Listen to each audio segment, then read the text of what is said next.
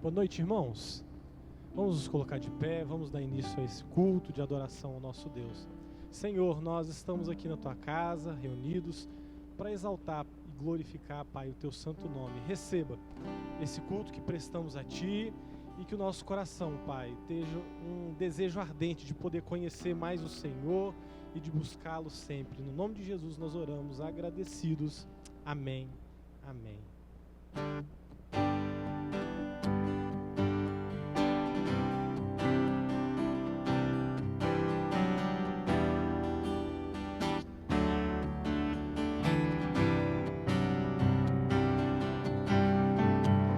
Te busco, te procuro, ó Deus, no silêncio tu estás. Eu te busco, toda hora espero em ti, revela-te a mim, conhecer-te eu quero.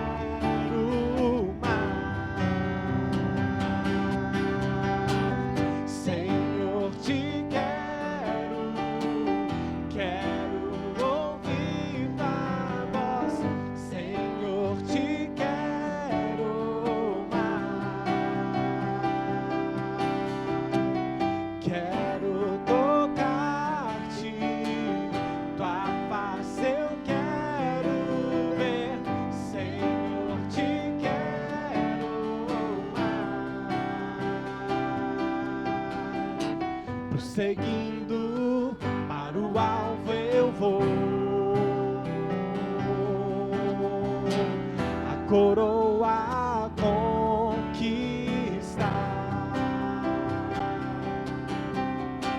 Vou lutando, nada pode me impedir. Eu vou te seguir, conhecer-te eu quero.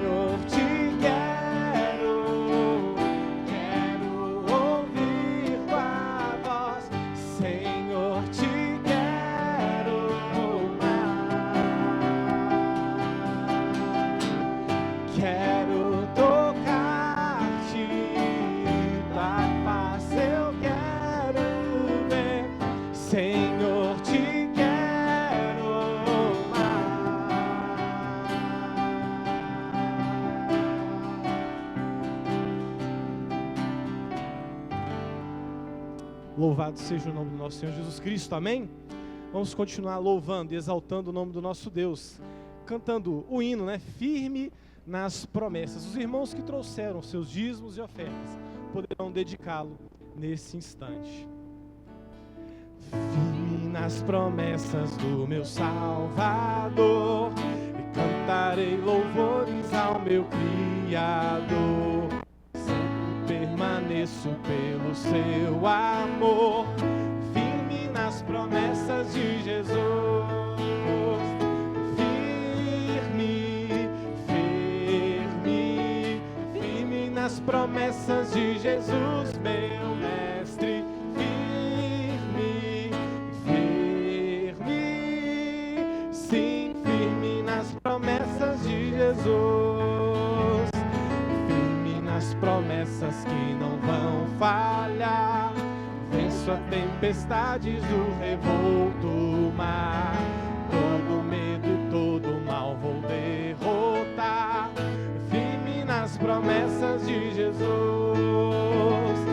Firme, firme, firme nas promessas de Jesus, meu mestre.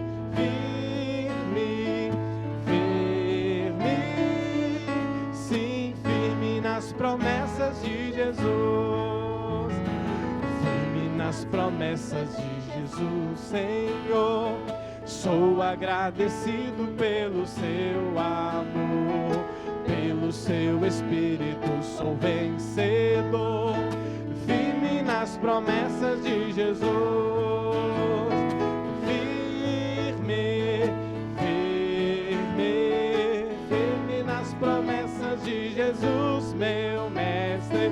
Firme, firme, sim, firme nas promessas de Jesus. Amém. E vamos continuar louvando, exaltando o nome do nosso Deus, e vamos declarar uns aos outros o quão é uma bênção estarmos aqui como igreja louvando ao Senhor. Enquanto estivermos cantando essa canção, né, se você possa estar cumprimentando, né, e saudando o seu irmão que está aí do seu lado. Não quero viver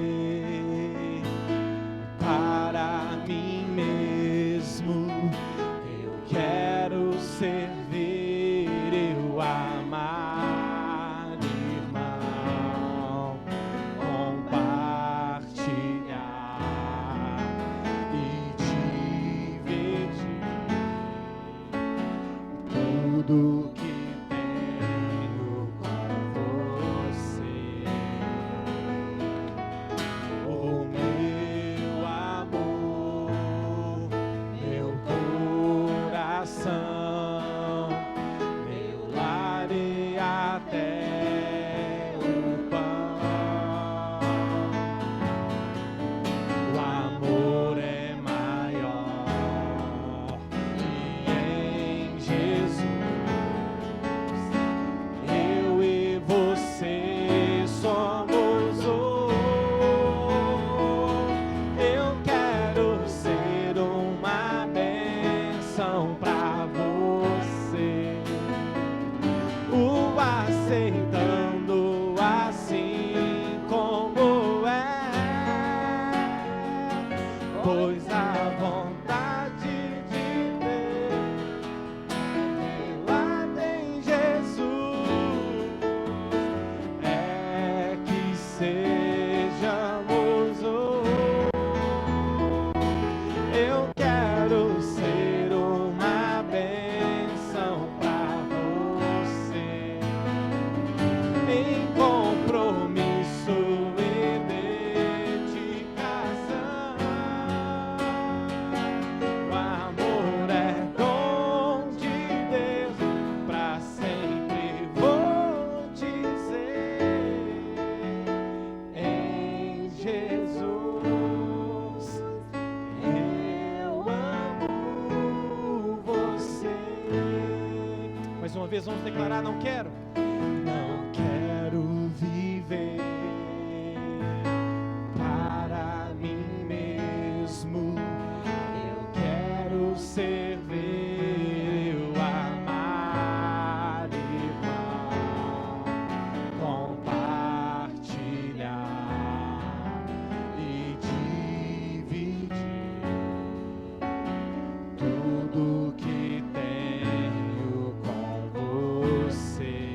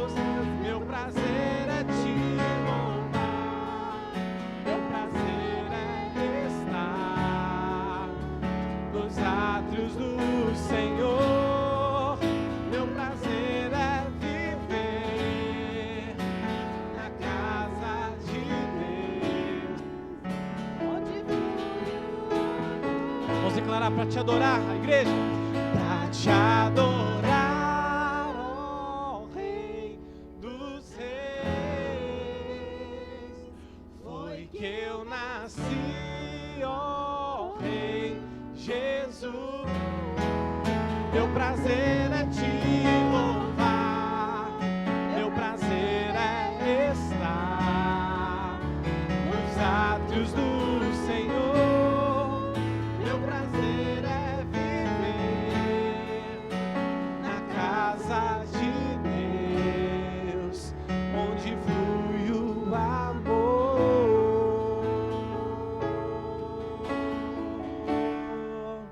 Onde flui o amor,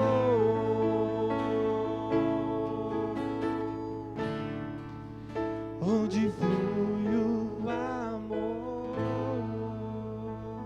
Senhor, nós queremos, Pai, adorar o Senhor de uma maneira o qual o Senhor se agrada em espírito e em verdade, Pai. E nós queremos entregar todo o nosso ser a Ti, e que o Senhor, Pai, venha cada dia mais estar conosco na nossa jornada cristã, de forma que sejamos, Pai, um como o Senhor espera de nós, Pai. Que a nossa unidade venha chegar ao Teu trono, Pai, como um cheiro suave, e que possamos refletir do Teu amor, da Tua graça, da Tua misericórdia, Pai, uns para com os outros, e que o mundo, Pai, reconheça em nós que somos do Senhor, Pai, porque olha as nossas vidas e reconhecem verdadeiros servos do Senhor aqui neste lugar. Fale aos nossos corações por meio da Tua palavra e que sejamos edificados nesse instante por ela. É no nome de Jesus que oramos. Amém. Você pode se assentar.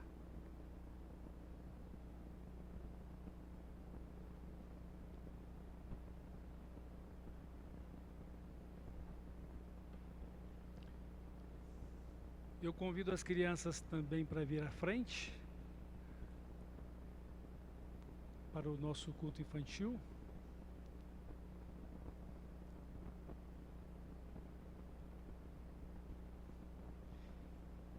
E nós também queremos apresentar o nosso pregador desta noite.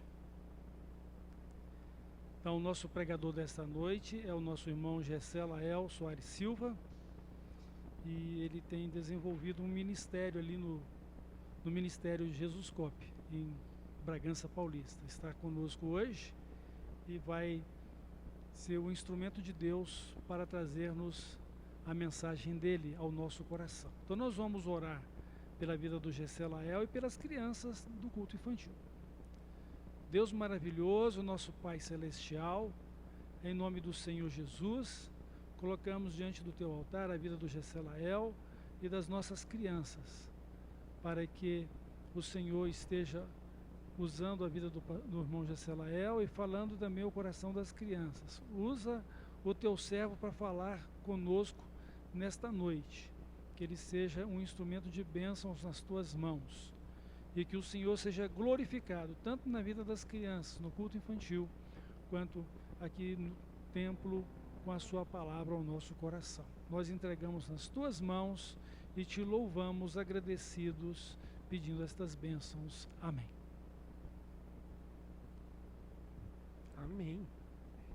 Pai do Senhor, tudo bem? Boa noite. Vocês estão felizes? Como pastor Paulo, também conhecido como meu pai, já apresentou, meu nome é Gessé. Eu moro hoje em Bragança Paulista, congrego lá na Desascope, trabalho também na base missionária da Desascope. É uma escola missionária de formação missional e ministerial. Então, é uma escola de liderança voltada para capacitar pessoas. Todos os anos, entre 90 e 100 alunos estão lá com a gente, durante o período de um ano, né? Estudando a palavra do Senhor, aprendendo matérias teológicas, exercendo práticos missionários, são levados para práticos transculturais. E o Senhor tem me dado o privilégio de trabalhar no reino dele por meio da formação missional. E hoje é o que eu tenho exercido. Agradeço muito a igreja, né, que continua em parceria, continua sempre ajudando, intercedendo, ofertando, tanto nas viagens missionárias quanto na própria atuação. Então, sou muito grato a essa família aqui em Varginha, essa casa que continua colaborando com tanto amor ao que Deus tem feito lá em Bragança Paulista e também lá na formação missional. E hoje, eu fiquei com o encargo de trazer a palavra para vocês. E nós vamos falar hoje sobre quem é Jesus. Quando eu pergunto para você, quem é Jesus? Qual é a primeira coisa que vem na sua cabeça? Jesus é Salvador. Jesus é o que, Janai? Senhor. Jesus é Lucas? Salvador e Senhor. Jesus é? Quem mais tem alguma coisa para compartilhar? Filho de Deus? Amigo? Servo? Jesus é mestre, Jesus é o bom pastor. A Bíblia traz tantas revelações sobre o atributo de Jesus, quem Jesus é, sobre o caráter de Jesus expresso na terra. Lá em João 10,14 vai falar: Jesus é o bom pastor que dá a vida pelas suas ovelhas. Jesus é aquele que apacenta os seus. Lá em João 15,15 vai falar que Jesus já não é mais somente o Senhor deles, mas Jesus também os chama de amigos e se revela como amigo daqueles homens. Em Mateus 25,10, Jesus fala que não existe outro mestre além dele, que ele é o único mestre. Quando em Filipenses também 2,11 fala que o Senhor Jesus é o nosso Senhor, trata Jesus como nosso Senhor. Mas todas essas revelações sobre Jesus pairam e rodeiam a maior revelação que ele nos deu, de que Jesus é Deus. E meus irmãos, parece muito óbvio que Jesus é Deus, porque nós sabemos disso, mas no decorrer da nossa vida, nós não nos recordamos da divindade de Jesus. Nós não recordamos de que a revelação que Jesus é Deus é a revelação do caráter dele que rege todas as outras. Porque qual é a diferença do ministério de Jesus do ministério de João Batista? Qual que é a diferença do ministério de Jesus e o ministério de João, o ministério de Mateus? A diferença é que todos esses apontavam para um só, que é Jesus. Porque ele não é só um bom homem que andou na terra, Jesus não é só um homem que veio curar pessoas, Jesus não é só uma pessoa muito sábia, Jesus é o próprio Deus. E todo o caráter dele paira ao redor dessa verdade. E eu queria ler com vocês o Evangelho segundo Marcos, capítulo 2. Vamos abrir? O Evangelho segundo escreveu Marcos no capítulo 2, a partir do versículo 1.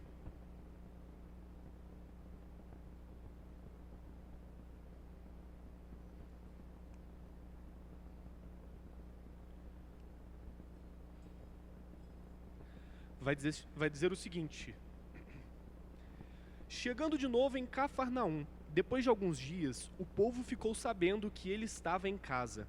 E foram tantos os que se aglomeraram ali, que já não havia lugar nem à porta. E ele lhes pregava a palavra. Vieram trazer-lhe um paralítico, carregado por 4 homens. Não conseguindo levá-lo até Jesus por causa da multidão, removeram parte da cobertura sobre o lugar onde Jesus estava e, passando por essa abertura no teto, baixaram a maca na qual se achava deitado o paralítico. Observando a fé que eles demonstraram, Jesus declarou ao paralítico: Filho, estão perdoados de ti os pecados. Entretanto, alguns mestres da lei que por ali estavam sentados julgaram em seu íntimo: como pode esse homem falar desse modo? Está blasfemando. Quem afinal pode perdoar pecados a não ser exclusivamente Deus? Jesus imediatamente percebe em seu espírito que era isso que eles estavam urdindo e lhes questionou: por que cogitais dessa maneira em vossos corações? O que é mais fácil dizer ao paralítico: estão perdoados de ti os seus pecados, ou falar: levanta-te, toma tua maca e sai andando? Todavia, para que saibais que o Filho do Homem tem na terra autoridade para perdoar pecados, dirigiu-se ao paralítico: eu te ordeno, levanta-te, toma tua maca e vai para sua casa. Então ele se levantou e, no mesmo instante, tomando a sua maca, andou à frente de todos que estavam estupefatos, glorificaram a Deus, exclamando: nunca vimos algo semelhante a isso. Aqui no Evangelho de Marcos, ele começa falando que Jesus estava chegando de novo em Cafarnaum. E ele estava chegando de novo em Cafarnaum porque ele já tinha estado uma primeira vez em Cafarnaum. Então ele estava retornando para aquela cidade.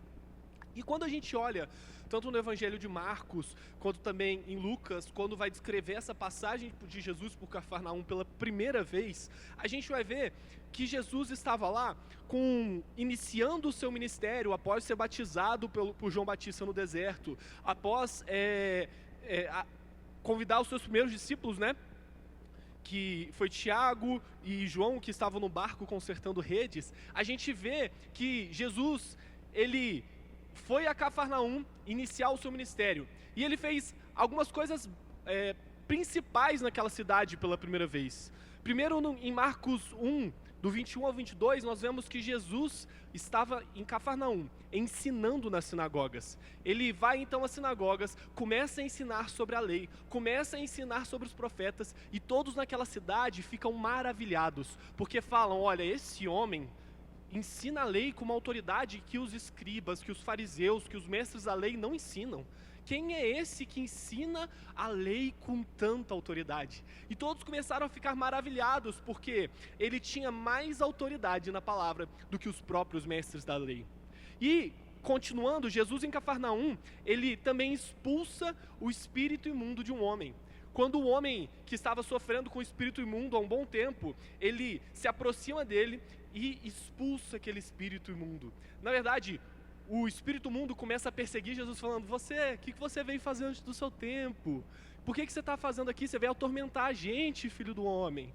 E o espírito imundo começa a declarar a divindade de Jesus, começa a declarar que Jesus é filho de Deus, começa a declarar a verdade sobre Jesus, mas Jesus ordena que aquele espírito se cale, porque não era tempo da sua identidade ser revelada, não era tempo que as pessoas soubessem quem ele realmente era, e ele expulsa aquele homem, expulsa o espírito imundo daquele homem, ao ponto que as pessoas ficam perplexas, falando, quem é esse que até os espíritos imundos se submetem? Quem é esse que tem autoridade para expulsar os espíritos imundos? E ele continua em Cafarnaum e vai até a casa de Simão, onde lá ele cura a sogra de Simão.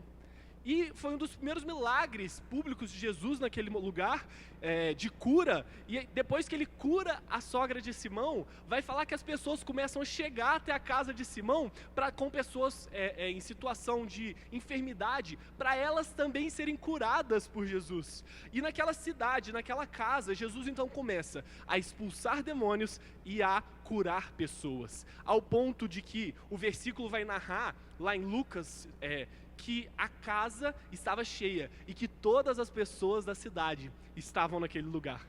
Você tem noção que em poucos dias em Cafarnaum, Jesus causou um alvoroço a ponto de todas as pessoas da cidade ficarem sabendo da sua fama, ficarem sabendo dos seus feitos e procurarem Jesus. Jesus em pouco tempo ganhou fama e notoriedade naquele lugar. E é por isso que ele não consegue mais ficar em Cafarnaum. Jesus não consegue mais ficar sozinho naquela cidade, porque as pessoas ficam atrás dele pedindo curas, ficam atrás dele pedindo favores, e Jesus então vai se retirar para o deserto. E do deserto, os discípulos vão encontrar Jesus no deserto e vão falar, mestre, a galera está te procurando, todo mundo quer escutar o que você tem para falar, todo mundo quer escutar as palavras da sua boca, todo mundo quer que você ensine, porque você ensina com autoridade, as pessoas estão lá com pessoas enfermas para você ser curado, porque aquela região em que Jesus estava, a região da Judeia, acontecia que era uma região, assim como a da Galileia, uma região onde tinham muitas pessoas necessitadas, muitas pessoas enfermas, e se o ministério de Jesus se baseasse em apenas curas de pessoas, era aquele lugar que ele ficaria para o resto da vida, porque a demanda daquele lugar era muito grande. Então, Jesus sai de Cafarnaum e começa a vagar por toda a Galileia, e a palavra vai falar que ele vaga pregando o evangelho do reino, expulsando demônios e ensinando sobre a palavra de Deus. Então, ele prosseguia no seu ministério, curando pessoas, ensinando a palavra, libertando os cativos e opressos por espíritos imundos. Então, quando fala aqui em Marcos 2, onde nós começamos a ler essa passagem, que fala que Jesus chegou de novo em Cafarnaum, você consegue entender o que isso alvoroçou? Vocês conseguem entender que as pessoas que ficaram sabendo disso, falaram, olha, sabe aquele homem que estava curando todo mundo? Sabe aquele homem que estava expulsando demônios? Sabe aquele homem que ensina a lei com autoridade? Ele está voltando para a cidade.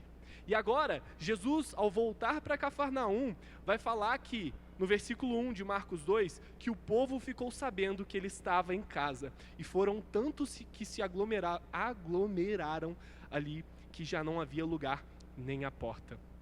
O relato em Lucas 5,17 vai falar que as pessoas vieram até de outras cidades para poder ver Jesus. Tinham pessoas da Galileia, tinham pessoas da Judeia, tinham pessoas de Jerusalém, que durante esse primeiro ciclo em que Jesus andou pregando o evangelho do reino, tinham ouvido, tinham provado do caráter de Cristo e agora estavam indo até Cafarnaum, porque sabia que Jesus ia estar de novo lá. Então você consegue imaginar a quantidade de pessoas que tinham naquele lugar? Porque não é mais toda a cidade de Cafarnaum, mas a região da Galileia, a região da Judeia, a região de Jerusalém, tinham ido até aquele lugar para poder encontrar com Jesus. E a pergunta que não quer se calar: o nome de Jesus já era ou não era famoso naquele lugar? Sim ou não? Jesus já era ou não conhecido naquele lugar? Jesus arrastava ou não arrastava as multidões daquele lugar? Então, pensando no ministério físico, né, de Jesus na terra em um tempo limitado, por que então retornar a Cafarnaum? Não seria mais proveitoso se Jesus não fosse para outro lugar pregar? Afinal de contas, aquela cidade já tinha experimentado um pouco dele. Afinal, as pessoas daquela cidade já queriam mesmo saber mais dele. As pessoas daquela cidade já estavam interessadas em conhecer Jesus, em saber Jesus. Por que não ir para outro lugar? Primeiro, a revelação de quem Jesus era, de quem Jesus é, ainda estava incompleta naquele lugar. Jesus não tinha encarnado para ser um curandeiro. Jesus não veio à Terra só para transmitir um pouco de conhecimento. Jesus encarnou como homem, com objetivos específicos. Jesus encarnou como homem para revelar o Pai e redimir a criação. Então, Jesus volta a Cafarnaum, mas ele volta com mais uma revelação de quem ele era. Ele volta não somente como aquele que prega, mas ao ponto de trazer uma nova revelação e esclarecer mais sobre o Pai para aquelas pessoas. E quando ele volta, vai falar no versículo 3 de Marcos 2 que vieram trazer-lhe um paralítico carregado por 4 homens. Irmãos, de onde? Porque está falando que tinha gente de Cafarnaum, da Judeia, de Jerusalém, da Galileia. Se ele tivesse vindo de Cafarnaum, já tinha sido trabalhoso. Imagina você levar um paralítico daqui até o Bom Pastor, numa maca, 4 pessoas carregando ele assim. Já ia ser cansativo. Agora imagina levar ele até Loi Mendes. Ia ser mais cansativo ainda. Agora imagina se você tivesse que levar ele até Cambuí. Mais cansativo ainda, não é? Então, vai falar que aqueles homens que já tinham ouvido falar de Jesus, que já conheciam Jesus, que sabiam que Jesus podia curar, tomam um amigo pela maca e vão até Jesus para que aquele amigo fosse curado. A Bíblia não deixa claro a intenção daqueles homens, se eles estavam buscando a cura porque era um amigo muito próximo, se eles estavam buscando porque alguém tinha falado que tinha um homem que curava, se ia ter um campeonato de futsal na Galileia e eles precisavam de mais um no time, levaram o paralítico e falaram assim, vai ser curado para jogar com a gente. A Bíblia não deixa clara as intenções, mas a Bíblia fala que aqueles homens depositavam a sua fé em Jesus. Ao ponto de que, ao chegar na casa e não conseguirem encontrar um espaço para entrar com o paralítico, eles sobem o telhado, tiram um pedaço do telhado e baixam o paralítico aos pés de Jesus numa maca. Quanto trabalho, mas quanta fé aqueles homens estavam colocando. O versículo 5 fala que, observando a fé que eles demonstravam, Jesus se volta para ele com uma ordem. Jesus notou a fé que aqueles homens tinham. E algo interessante de se colocar é em que aqueles homens tinham fé. O que aqueles homens buscavam? Aqueles homens buscavam a cura do seu amigo, mas a fé daqueles homens não estava na cura do seu amigo. A fé daqueles homens estava na pessoa de Jesus. E existe um abismo muito grande entre crer na cura e crer em Jesus. Irmãos, eu não acredito na cura. Porque acreditar na cura é simplesmente dizer que eu tenho um pensamento positivo sobre o que pode acontecer. É que eu tenho uma expectativa de que ele vai ser curado. Agora, eu acredito em Jesus. E Jesus pode ou não curar aquele homem. Quando a minha fé está em Jesus, E sim, Jesus tem poder de curar os enfermos. Sim, Jesus tem poder de prosperar as pessoas. Sim, Jesus tem poder de restaurar famílias, de trazer de volta os perdidos. Mas a nossa fé não se baseia no que Ele pode fazer, se baseia nele. E uma vez que a minha fé se baseia em Jesus, uma vez que a minha fé está firmada em Jesus e não nas coisas, nós não nos abalamos quando nós não recebemos aquilo que esperamos.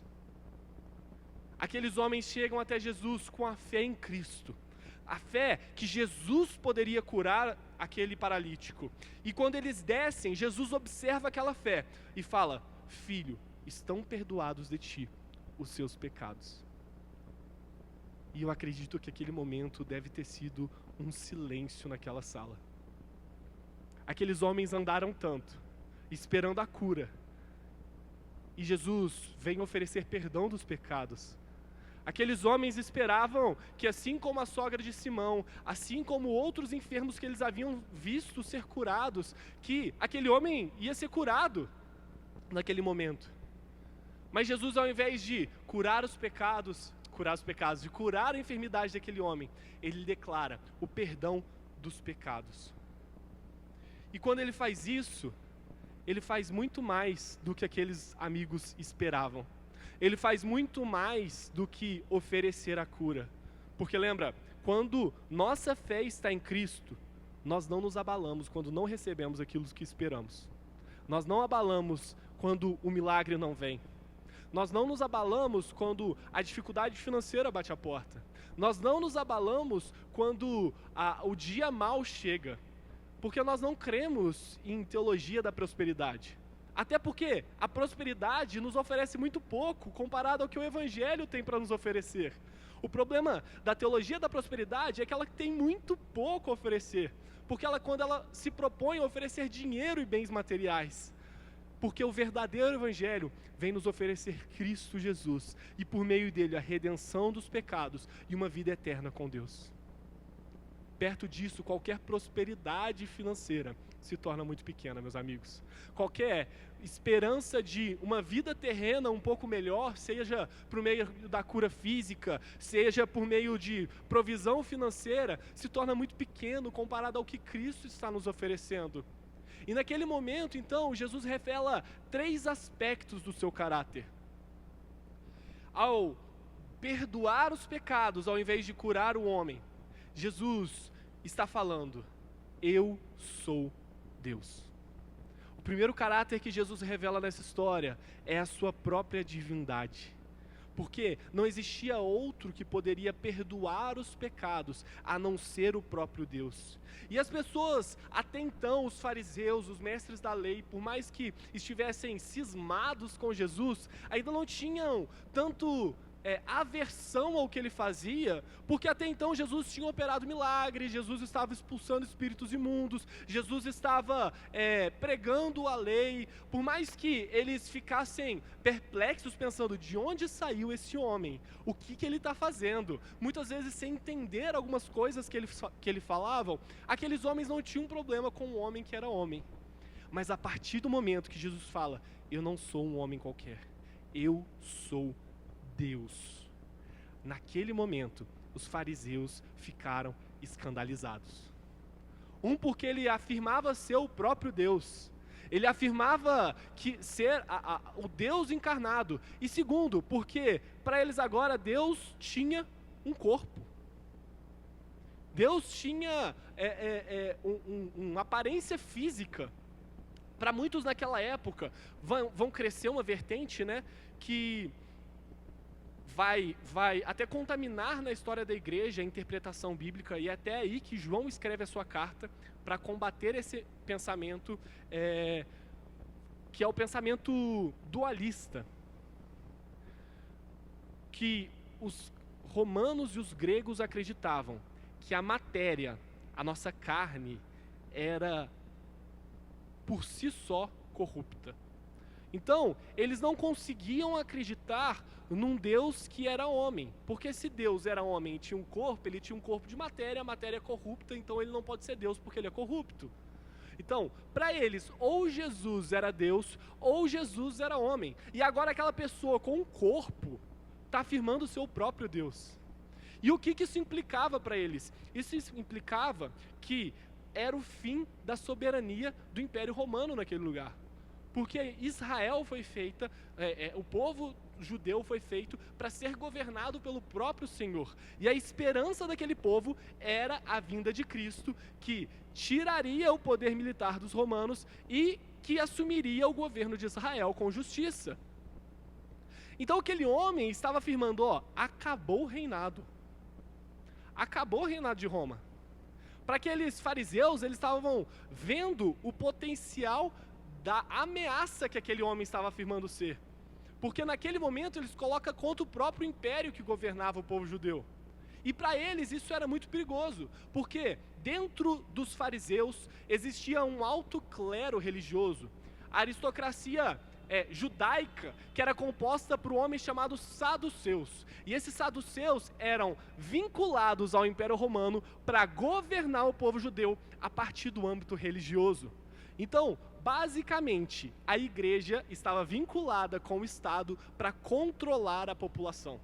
E a gente vai ver que isso causa diversas atrocidades no decorrer da história de Israel, onde o altar é profanado, os sacrifícios são profanados, tudo isso porque as lideranças religiosas estavam envolvidas com as lideranças políticas com o intuito de governar e de oprimir o povo judeu.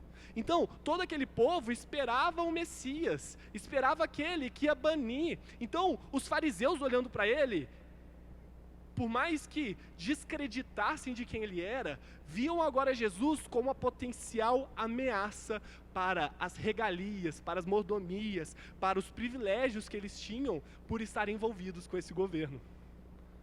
Então, a partir daquele momento que Jesus afirma ser Deus, para eles era uma ameaça. Jesus não era mais um cara legal. Jesus não era mais só um que curava. E hoje, nos nossos dias, é basicamente isso que acontece. As pessoas lá fora não têm problema com Jesus que cura. As pessoas lá fora não têm problema com Jesus que traz prosperidade. As pessoas lá fora não têm problema com Jesus que veio para prosperar o seu negócio. E tem crescido dentro da igreja, por causa disso, um pensamento consumista. Agora eu não vou na igreja para contemplar e adorar a Deus. Eu vou na igreja pelo favor que esse Deus pode me oferecer. Todas as vezes que nós olhamos para o milagre, nós olhamos para a cura, mas nós não olhamos para a divindade, para a dignidade de Jesus. Todas as vezes que nós trocamos o papel e colocamos o que queremos de Jesus acima daquilo que Jesus é, nós estamos nos tornando como os idólatras. Pensa comigo, quando na Roma Antiga, no Império Grego, as pessoas ofereciam sacrifícios à deusa da fertilidade, o que elas queriam? Elas queriam que a deusa da fertilidade fosse adorada? Elas queriam estar mais perto da deusa da fertilidade? Elas estavam amando a deusa da fertilidade? O que elas queriam? Fertilidade. Quando eles adoravam ao Deus do solo, ao Deus das plantas, ao Deus do cultivo, eles queriam intimidade e proximidade com aquele Deus, ou eles queriam que o cultivo deles prosperasse? Da mesma forma, o Deus do dinheiro, o Deus da guerra, eles prestavam sacrifícios e prestavam honras a esse Deus, não por quem esse Deus era, mas pelo que ele podia oferecer. E nós muitas vezes, nos nossos dias, temos prestado culto ao Senhor pelo que ele pode nos oferecer e não por quem ele é. Então, muitas vezes nós não temos nenhuma diferença dos idólatras. Nós estamos fazendo a mesma coisa que os povos pagãos faziam, só que nós estamos fazendo em nome de Jesus. O que é pior, porque nós ouvimos a verdade, nós conhecemos a verdade, e mesmo assim nos relacionamos com a verdade, com base no que nós queremos, não com quem ele é. E Jesus afirma em Marcos que ele é Deus. Isso implica em nossas vidas que tudo que nós fazemos passa a ser governado não por nós mesmos, mas por Jesus. Jesus agora é o padrão. Você pode abrir a sua Bíblia em Colossenses 1:15. Colossenses capítulo 1, vamos ler do 15 ao 22.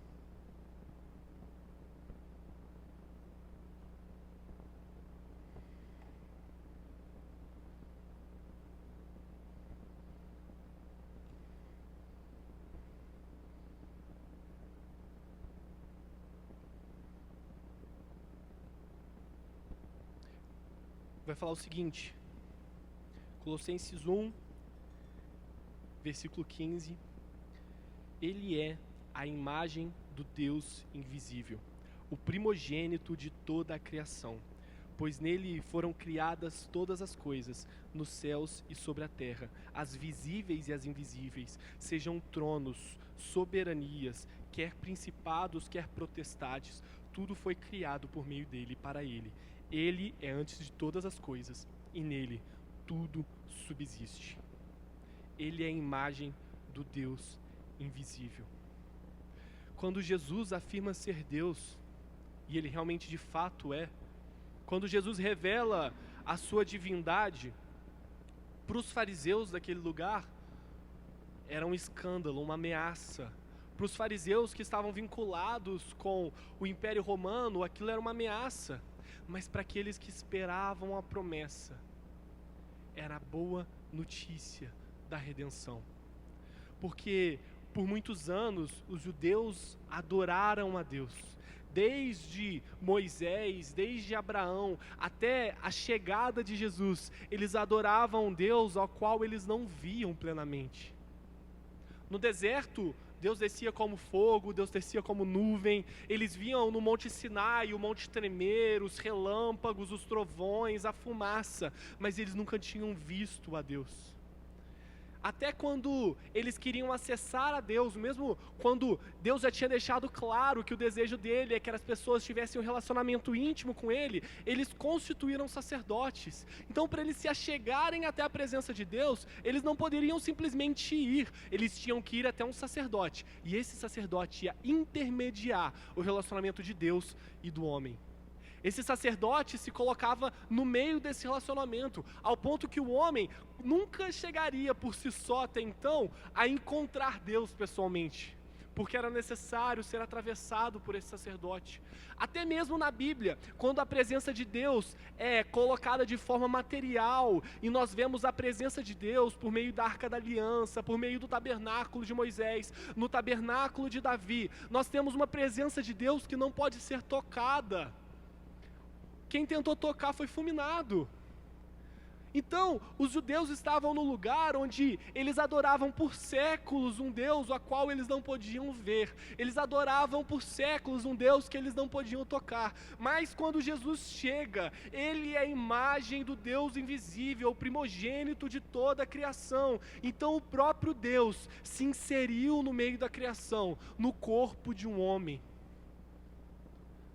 Você tem noção que agora Deus tinha um tom de voz?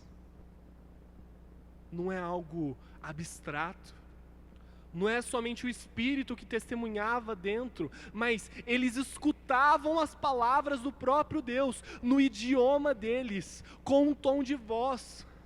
Agora, Deus tinha um olhar. Quando eles olhavam para Deus, eles podiam enxergar o próprio Deus olhando para eles de volta. Deus tinha um cheiro, meus amigos. Eles podiam sentir o cheiro de Jesus. Eles podiam escutar a voz de Jesus. Porque Jesus é a exata expressão de quem Deus é. Porque Ele é o próprio Deus. A divindade de Jesus fala de um Deus relacional que se vestiu da própria criação, entrou no mundo para poder ter intimidade com as pessoas. Não mais por meio de um sacerdote, não mais um Deus que não podia ser tocado. Os discípulos podiam tocar em Jesus, as pessoas tocavam no próprio Deus.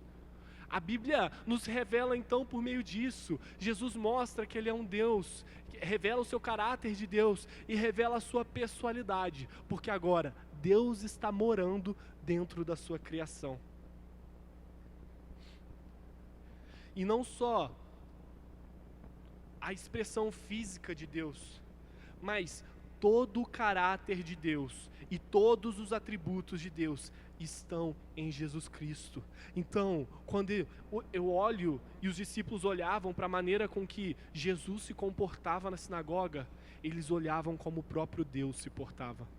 Quando eles olhavam para a forma que Jesus tratava a sua família, ele olhava como o próprio Deus os tratava. Quando eles olhavam para a maneira que Jesus se portava à mesa, para a maneira que Jesus pregava, para a maneira que Jesus se relacionava com seus irmãos, eles viam o caráter manifesto do próprio Deus. Então você quer conhecer a Deus? Olhe para Jesus.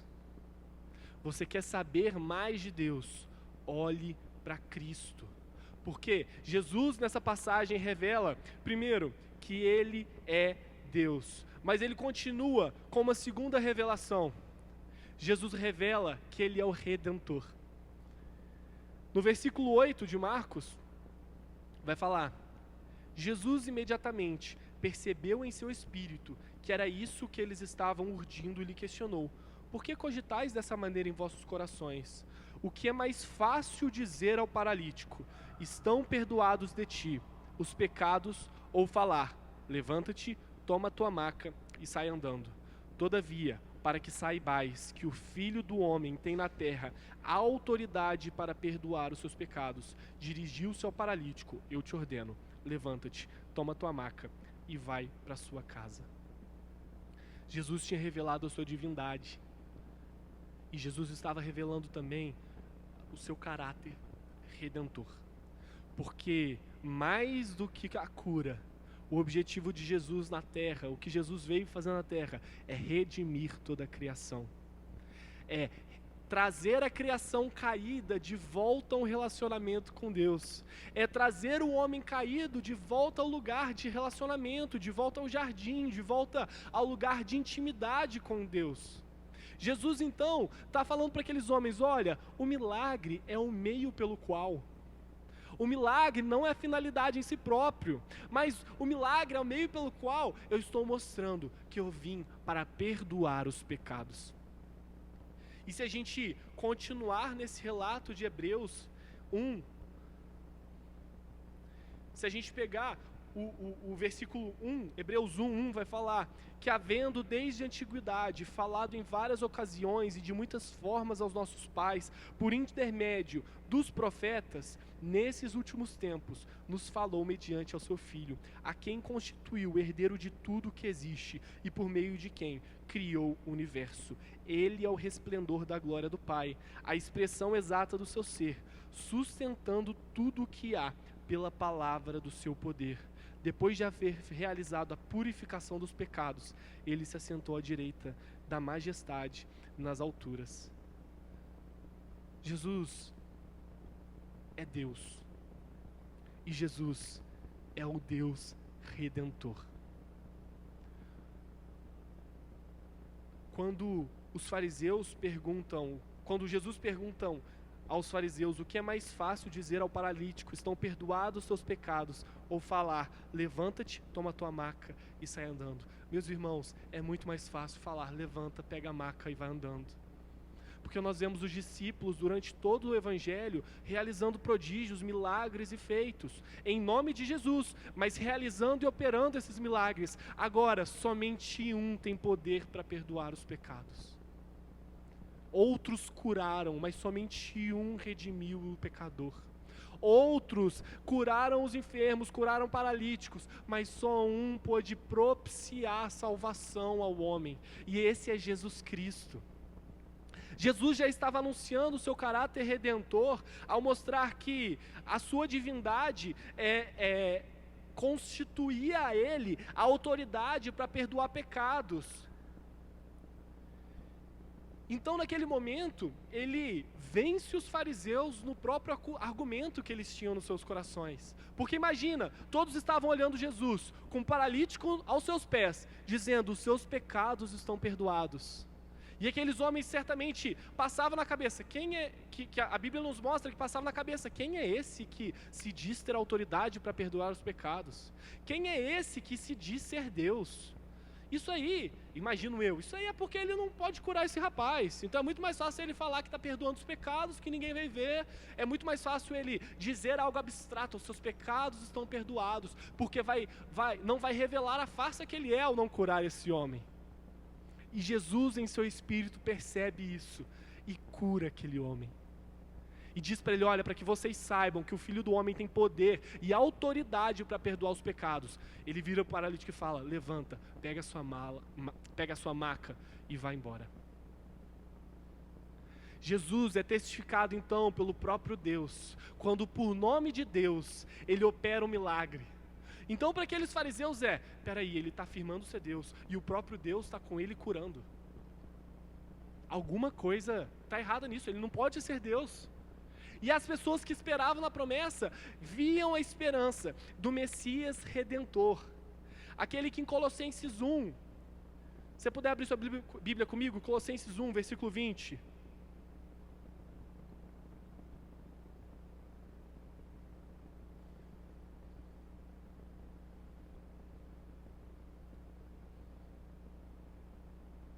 Vai falar, versículo 20, Colossenses 1.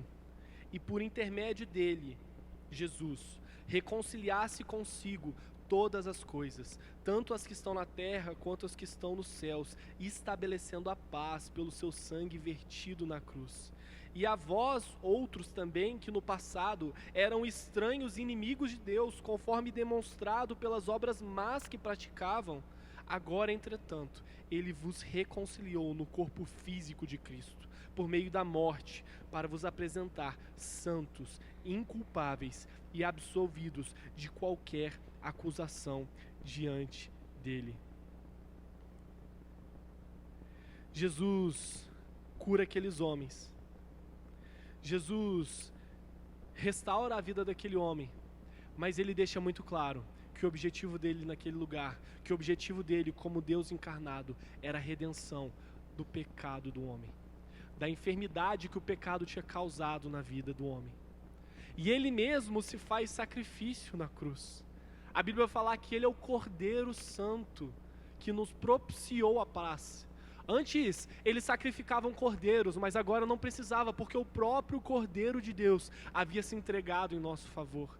Mas Colossenses fala que ele não é só o sacrifício, ele agora também é esse sacerdote. Porque, ao ser ressuscitado, ele se assenta à direita do Pai e se apresenta como sacrifício perfeito. Então ele é o próprio sacrifício e ele também é o sacerdote que apresenta o sacrifício. Então hoje, na sala do trono, nós sabemos que temos Jesus como nosso sumo sacerdote, se apresentando todos os dias em propiciação do nosso pecado. Porque ele mesmo se apresentou como esse cordeiro. E agora, nós não precisamos mais de um intermediador, nós não precisamos de um sacerdote a qual nos dizer qual é a vontade de Deus, porque a vontade de Deus é revelada em Cristo Jesus. Nós não precisamos de alguém que vá pedir a Deus pelos nossos pecados, alguém que vá orar a Deus para que nós sejamos perdoados, porque o véu foi rasgado e nós agora temos livre acesso a Deus. Jesus é o nosso sumo sacerdote. Então, em Marcos, primeiro ele revela que ele é o próprio Deus. Depois, ele revela que ele é o Deus Redentor, que é o sacrifício, que é o próprio sacerdote, que agora nós podemos ter relacionamento. Mas para completar, ele manifesta que ele é a inauguração de um novo reino. Porque a partir daquele momento que aquele homem pega a sua maca e é curado, Jesus está mostrando, olha, eu vim inaugurar um reino onde não existem enfermidades. Eu vim inaugurar um reino onde não tem mais dor, não tem mais sofrimento. E a palavra do Senhor fala, em próprio Marcos, se nós voltarmos um versículo, vai falar que Jesus afirma, o tempo está cumprido e o reino de Deus está próximo. Arrependei-vos e crede no Evangelho. Mas ao mesmo tempo que Jesus afirmava, olha, o reino de Deus está vindo, o reino de Deus está chegando, o reino de Deus está próximo, ele também fala, olha, o reino de Deus não vem com aparência exterior, ninguém poderá dizer, ei-lo aqui ou ei-lo ali, porque o reino de Deus já está entre vós. Então, Jesus se mostra como aquele que inaugura uma nova maneira de viver, um novo reinado. Um reinado que é vindouro, que está muito próximo, com a volta de Jesus vindo governar fisicamente todas as nações. Porque Jesus não deixou de ser Deus ao encarnar, mas também não deixou de ser homem ao subir aos céus. Porque vai falar que ele vai ressuscitar em um corpo glorificado. Nosso Cristo é o primeiro que inaugurou a ressurreição dos mortos. E agora ele tem um corpo que é ressurreto, um corpo glorificado, mas que ainda assim é um corpo. O missionário John Hunt, o missionário inglês que foi responsável pela tradução da Bíblia para as Ilhas Fiji, para o idioma fijiano, e foi um dos primeiros a irem para as ilhas na região da Oceania para pregar e traduzir a palavra para os nativos. Ele vai com sua família e tem a sua família canibalizada por aquelas pessoas. Eles comem a sua mulher e seus filhos. Mas, mesmo em meio a esse luto, ele continua na missão de traduzir. E tem uma frase que é atribuída a ele, que ele fala o seguinte: olha, quando eu morrer, não me interessa se meu corpo vai ser comido por canibais ou se vai ser comido por vermes, mas me interessa que um dia eu vou ressuscitar e eu terei um corpo como o do meu Senhor. Um dia nós teremos um corpo como o de Jesus. Um dia nós estaremos nesse novo reinado que Jesus vai nos proporcionar. Mas o reino de Deus é vindouro, mas Jesus afirma: Ele já está entre nós. E toda vez que na Bíblia nós lemos um relato de cura, um relato de libertação, nós vemos o reino de Deus se manifestando, porque no reino de Deus não existe enfermidade, no reino de Deus não existe injustiça. Toda vez que nós, como igreja, nos levantamos para combater as injustiças, para agir com a ética cristã, toda vez que nós nos levantamos para manifestar o caráter de Deus, seja do nosso trabalho, seja na nossa escola, na nossa faculdade, todas as vezes que nós nos movemos na justiça social, toda vez que nós damos pão a quem tem fome, toda vez que nós damos roupa a quem está nu, nós estamos manifestando o caráter do reino de Deus, porque no caráter do reino de Deus não existe falta, no caráter do reino de Deus não existe fome, no reino de Deus não existe mais a vergonha. Então, nós manifestamos um reino que já está entre nós. Então, quando nós olhamos para esse relato de Marcos, é muito fácil nós nos atermos somente à fé daqueles homens. E muito provável você já escutou essa passagem falando de como aqueles amigos foram fiéis, como nós precisamos de amigos que nos levem a Jesus. Mas o principal que Deus nos revela é o próprio caráter de Jesus. Porque Jesus é Deus, Jesus é um Deus redentor, Jesus é um Deus redentor que vem para inaugurar uma nova maneira de se viver. Meus amigos, como isso afeta a sua vida? Porque se nós entendemos que Jesus é Deus, se nós entendemos a redenção que Ele nos proporciona, e se nós entendemos o estilo de vida que Ele nos aponta, isso precisa afetar a maneira com que nós nos comportamos. Isso precisa afetar a maneira com que nós levamos a nossa vida. Isso precisa afetar a maneira que eu coloco as prioridades na minha vida.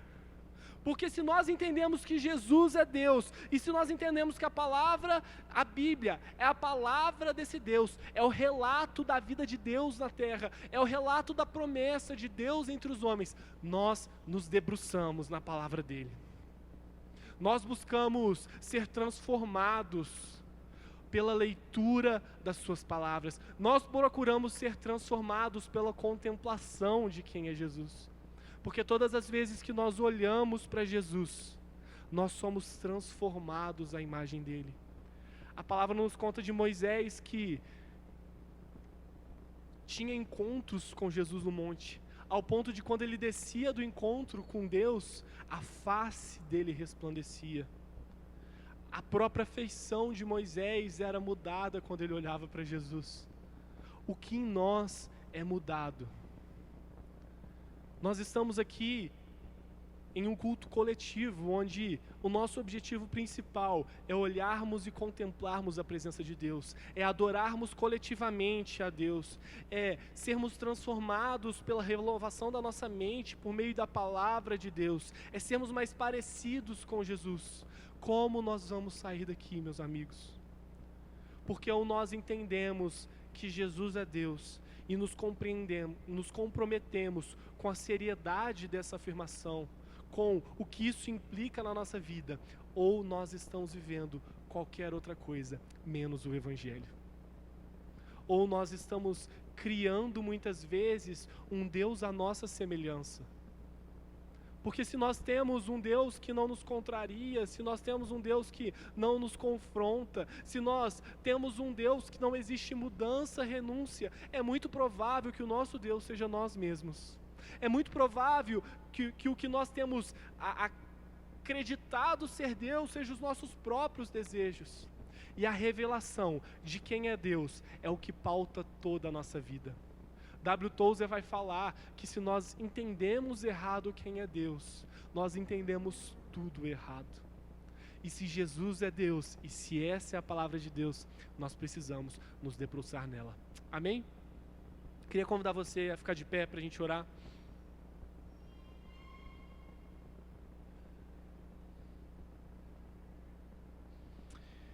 Queria que nesse momento você fechasse seus olhos e conversasse com o Senhor. Como a gente comentou, nós não precisamos de um sacerdote que interceda por nós, mas nós temos livre acesso à presença de Deus. E eu queria convidar você a interceder, que o Espírito Santo nos revele a Cristo. Porque aquele que vê Jesus, vê a Deus. Porque Jesus é o próprio Deus, Ele é a expressão de Deus. Então, Senhor, muito obrigado, porque a Tua palavra é fiel. Muito obrigado, Pai, porque quando nos debruçamos sobre a Sua palavra, quando procuramos escutar o Teu Espírito que nos fala por meio da Tua palavra, nós podemos ser transformados à imagem de Jesus. Nós te pedimos, Espírito Santo, nos revele mais sobre Jesus. Abra os nossos olhos para ver a beleza de Jesus e sermos transformados por ela. Que a convicção da divindade de Cristo, que a convicção da redenção dos pecados e a espera pela volta de Cristo seja a prioridade em nosso coração. Pai, que a Tua palavra venha transformar a nossa vida. Nós queremos ser afetados pela Sua verdade. Que a Tua palavra afete a maneira com que nós lidamos com tudo em nossa vida. Que ela trabalhe em nossos afetos ao ponto de nós buscarmos primeiro o reino de Deus e a Sua justiça. Que Cristo Jesus ganhe forma em nossos corações todos os dias. E nós pedimos, Pai, nos faz mais parecidos com Jesus. Nos faz mais parecidos com o Teu Filho.